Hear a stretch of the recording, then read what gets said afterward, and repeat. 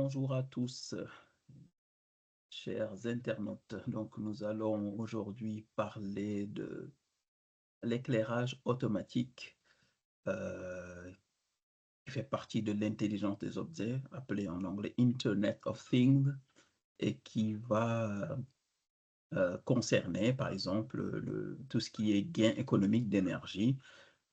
Évidemment, nous sommes très touchés par cette problématique écologique. Voilà, donc aujourd'hui, par exemple, comme vous le savez, hein, dans les hôpitaux, il y a pas tout le temps dans les couloirs, du monde, hein. Donc de temps en temps, il y a pas besoin d'allumer la lampe, continuellement. On peut contrôler, cet allumage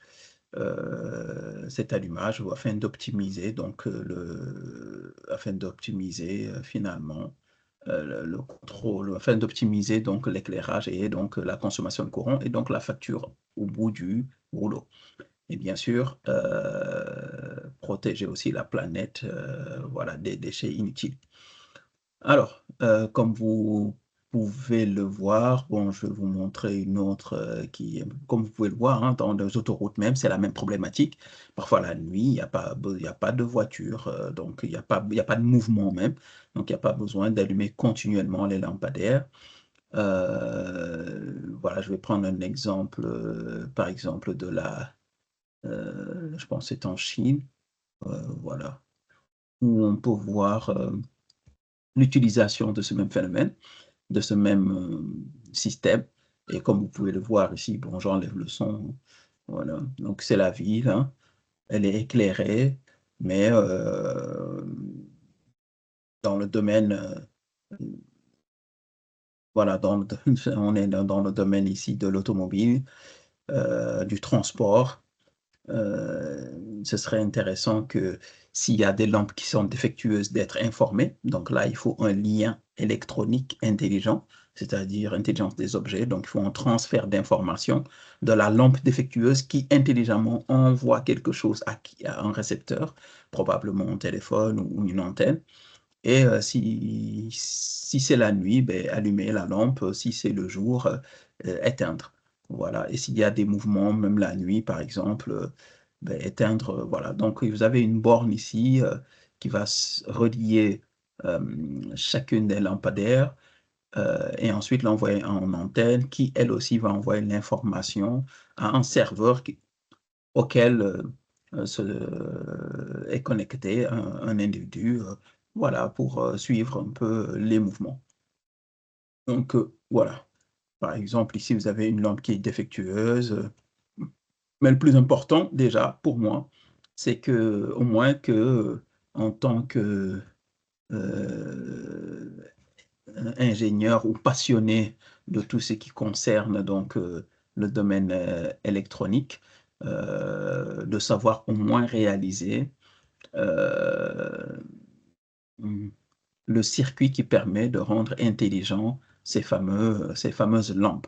Ça peut se réaliser à la maison, dans un hôpital, dans une grande structure, au niveau des transports, c'est très facile à faire.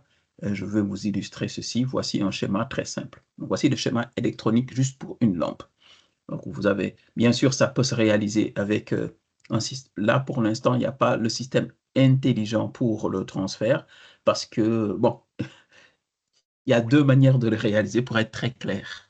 Voilà. En réalité, il y a une manière, de le réaliser qui est juste analogique et une manière de le réaliser qui est juste numérique. Alors, je prends la méthode analogique qui ne nécessite pas de programmation parce que je préfère y aller pas à pas par rapport au public. Arduino viendra, par exemple, avec un microcontrôleur pour intégrer la partie programmation et lui dire: «Si la lampe est défectueuse, alors envoie un message à tel endroit. Si tu reçois tel signal, si c'est 1, alors fais ceci, si c'est 0, fais cela». Voilà, si la lampe est allumée ou non, c'est ce que ça veut dire en programmation. Ici, il n'y a pas besoin de ça, parce que c'est un transistor. Le transistor, ben, on peut le voir ici, hein, c'est le BT136 TRIAC qui va contrôler une lampe de 220 volts. Donc voilà le circuit très simple avec la DIAC, une résistance de 100 kilo-ohms, et puis ici, vous avez le condensateur de 0,1 microfarad, et ici, on va contrôler ici la lumière, qu'elle est présente ou pas présente, donc lumière du jour, lumière de nuit. lumière du jour et lumière et l'absence de lumière, donc la nuit. Voilà. On peut bien sûr le remplacer par un autre composant qui serait un capteur de mouvement ou le rajouter pour vous détecter le passage de quelqu'un ou pas. Donc voici comment ça se réalise, très simple, à souder, tout simplement, connecté. Et lorsque c'est la nuit, mais tout simplement, vous sentirez qu'il y a coupure automatique, pas besoin d'une main humaine, automatique du courant et donc de l'allumage de la lampe. Voici comment ça se réalise. Alors bien sûr, j'en profite un peu, hein, si vous êtes intéressé par tout ce qui est, par tout ce qui est matériel électronique pour réaliser ces choses-là, mais sachez que aussi que vous pouvez vous en procurer chez qui? Bien sûr, chez Alice Duino, que voici, que je vous présente. Vous pouvez contacter ce numéro. Voilà, mais il y en a plein d'autres, hein, j'en profite évidemment pour vous présenter ma structure.